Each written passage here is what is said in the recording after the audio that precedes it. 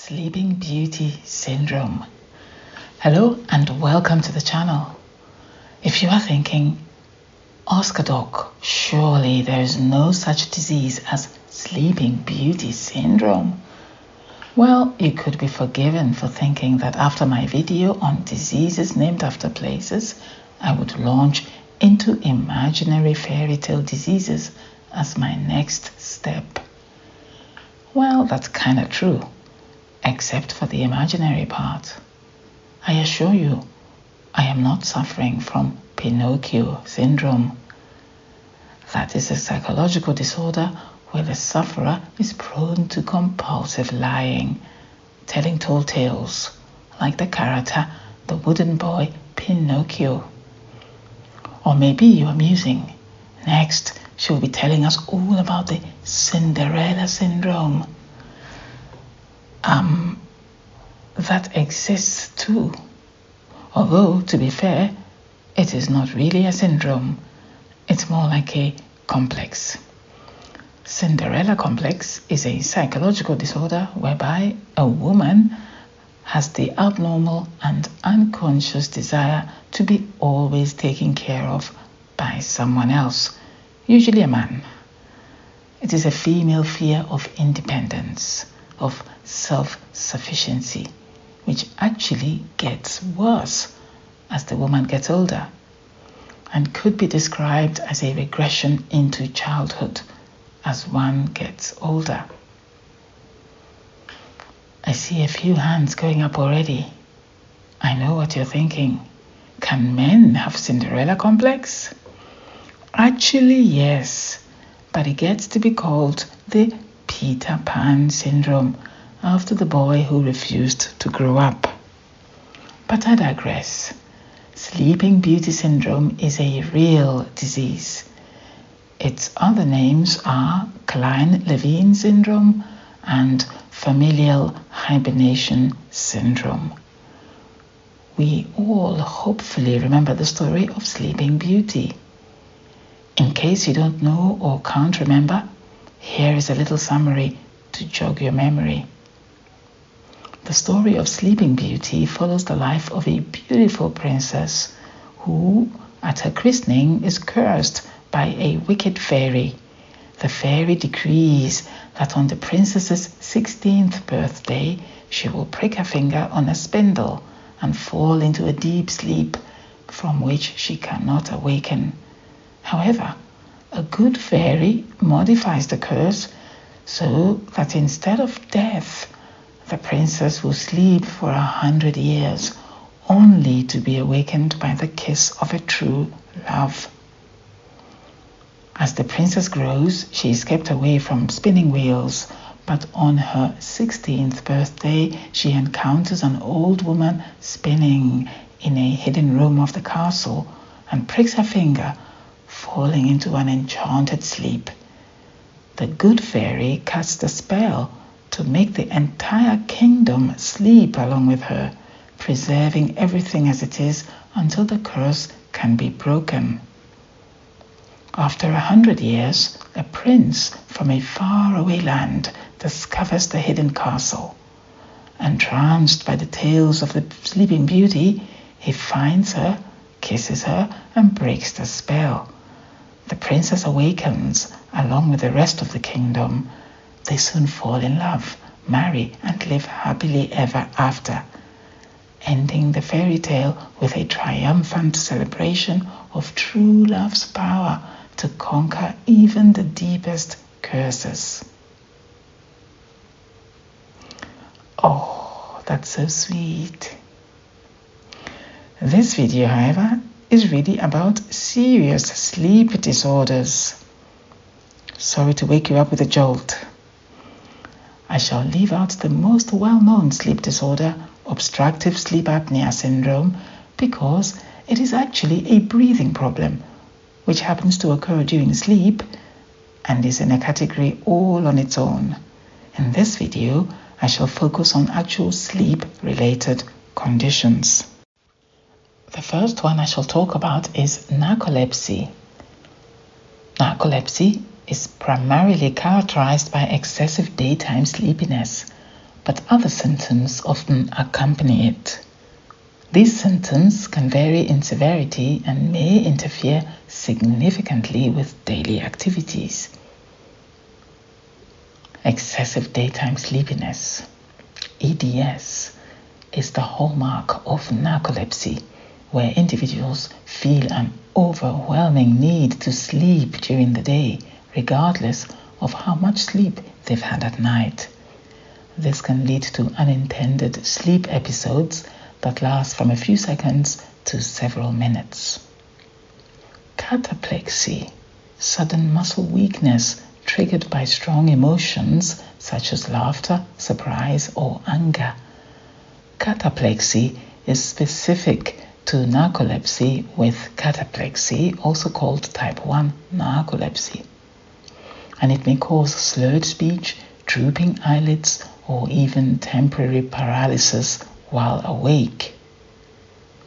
Sleep paralysis is a frightening symptom, which is a temporary inability to move or speak upon waking or falling asleep. Although short-lived and not at all dangerous, it can cause significant distress, as you can imagine. Hallucinations, hypnagogic hallucinations, which are hallucinations as one is falling asleep, and hypnopompic hallucinations, which are hallucinations upon waking, are vivid, sometimes terrifying visual or auditory sensations. These are often associated with sleep paralysis and are more intense than typical dreams. Disrupted nocturnal sleep. Contrary to the misconception that people with narcolepsy sleep excessively, they often struggle with nighttime sleep due to frequent awakenings, vivid dreams, and other disruptions. In other words, a part of nocturnal sleep disorders, narcolepsy, is actually insomnia.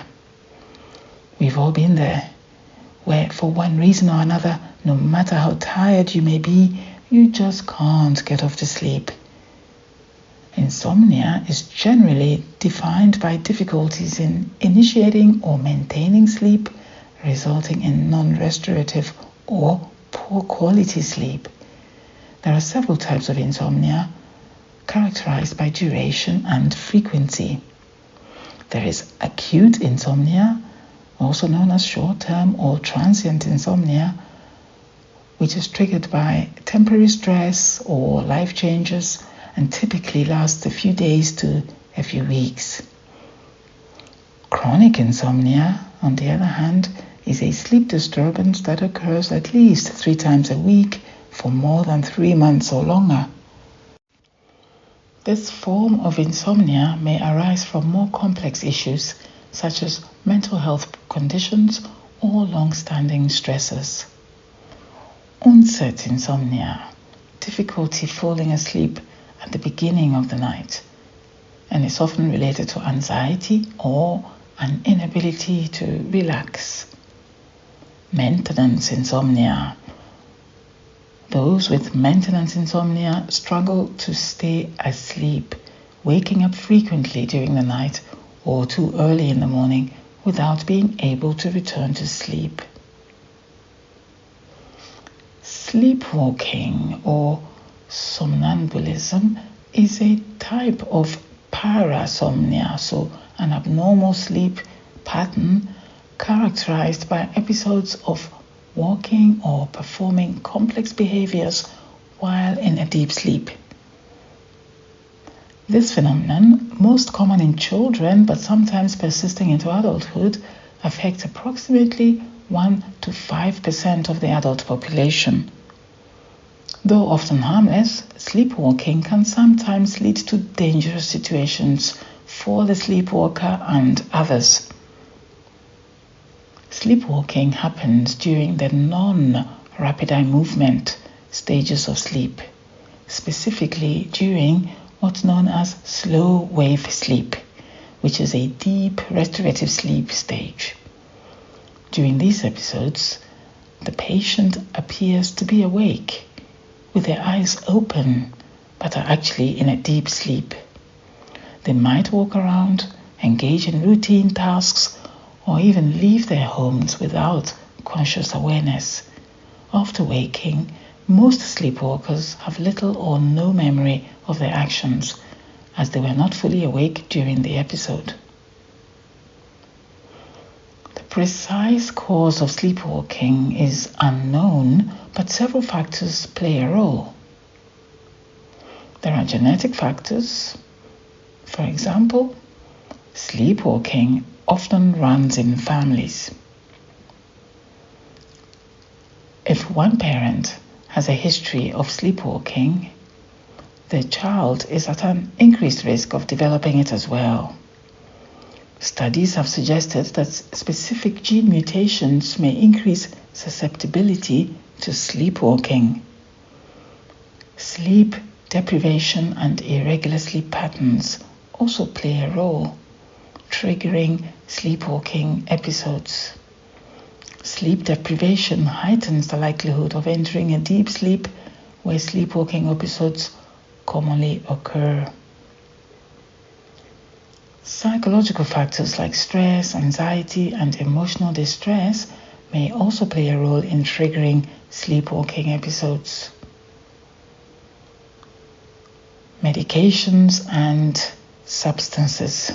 Certain medications, especially those that affect the central nervous system, the brain, can increase the likelihood of sleepwalking, as can alcohol and certain recreational drugs.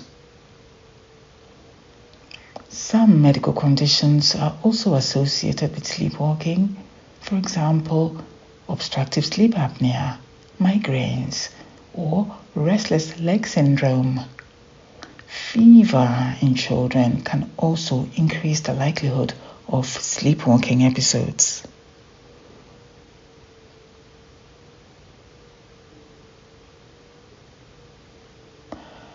Episodes typically last for a few minutes, but can persist for longer periods in severe cases.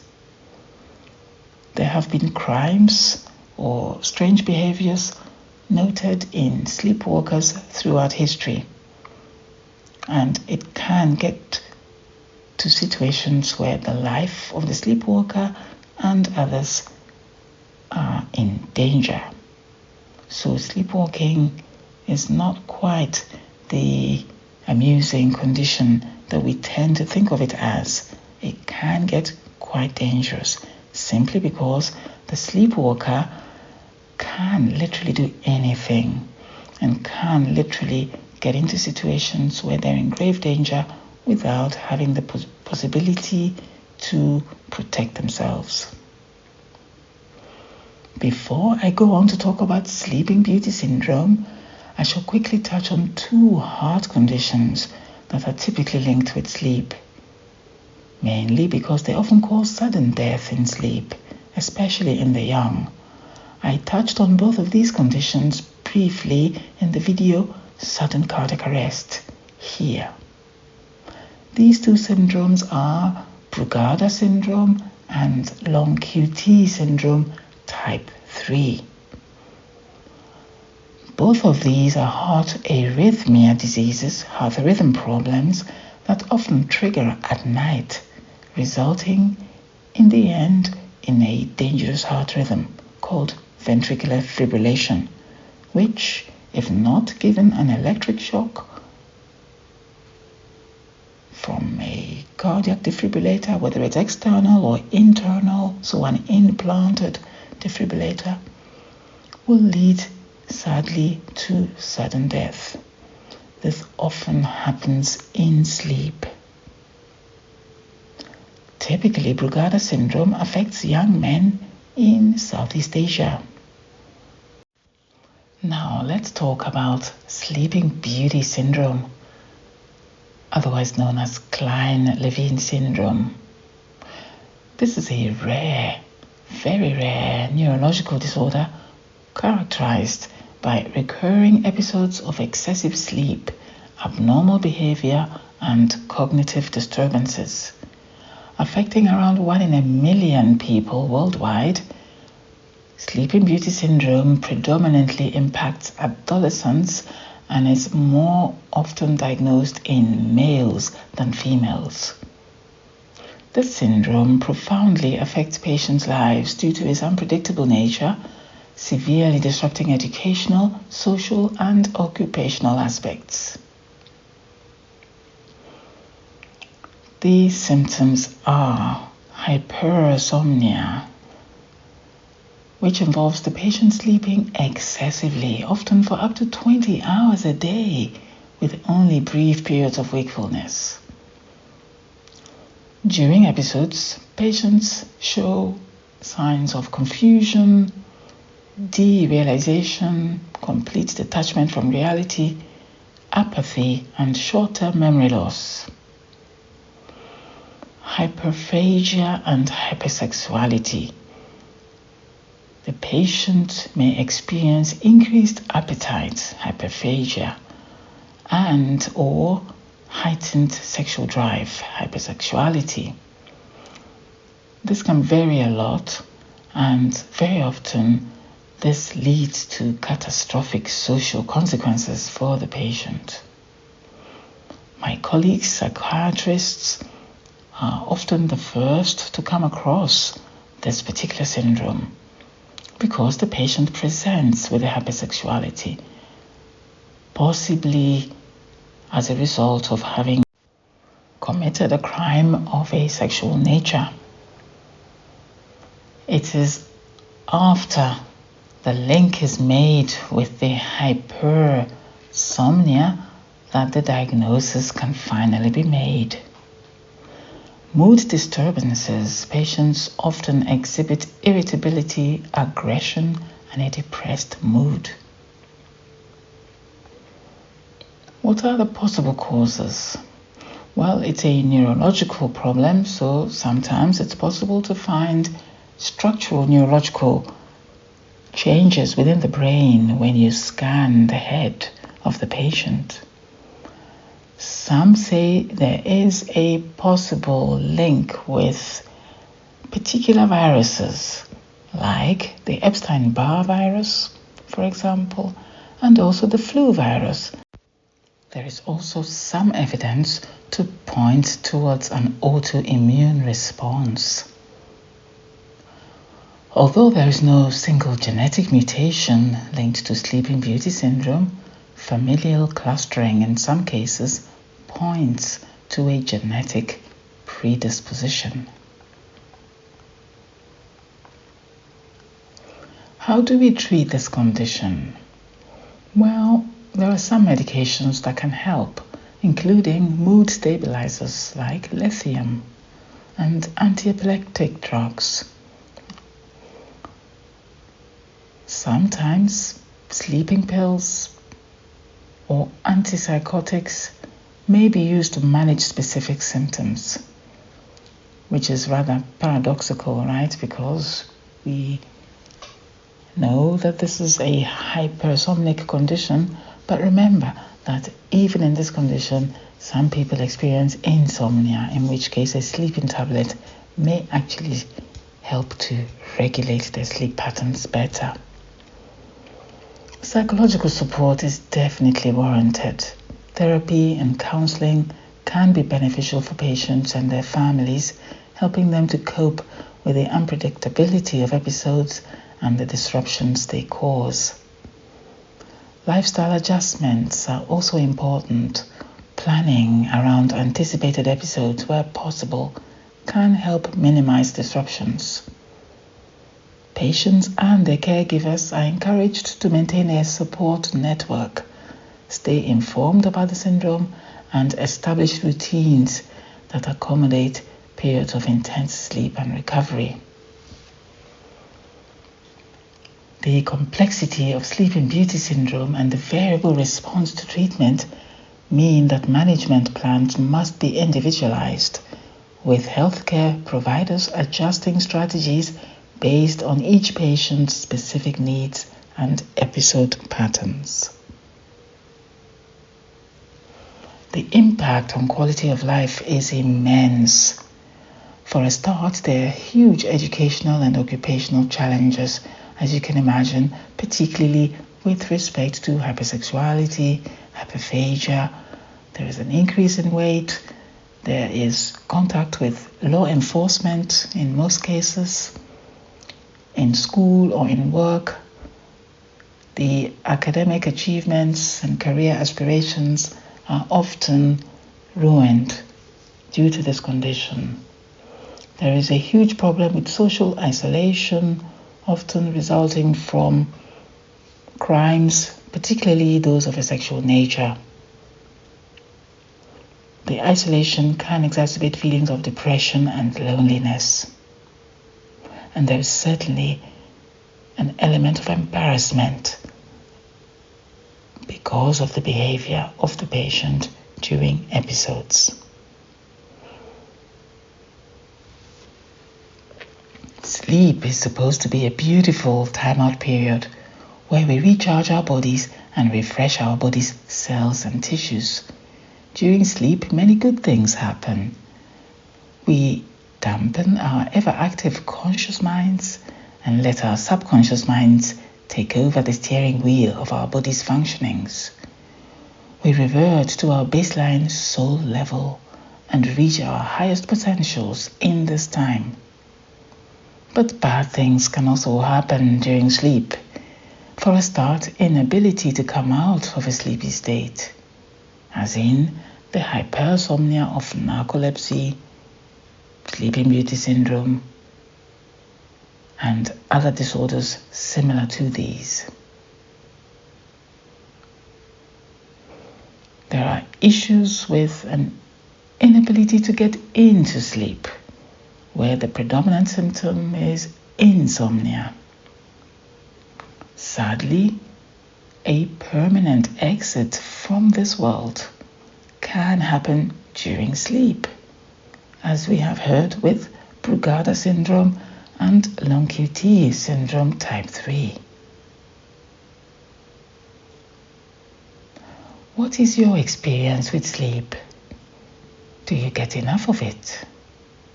Which is the longest uninterrupted sleep time you have ever had? Have you experienced sleep paralysis? Did it frighten you, or did you just go with the flow? Do you know of anyone who had unfortunately passed during sleep? Tell me all about things sleep.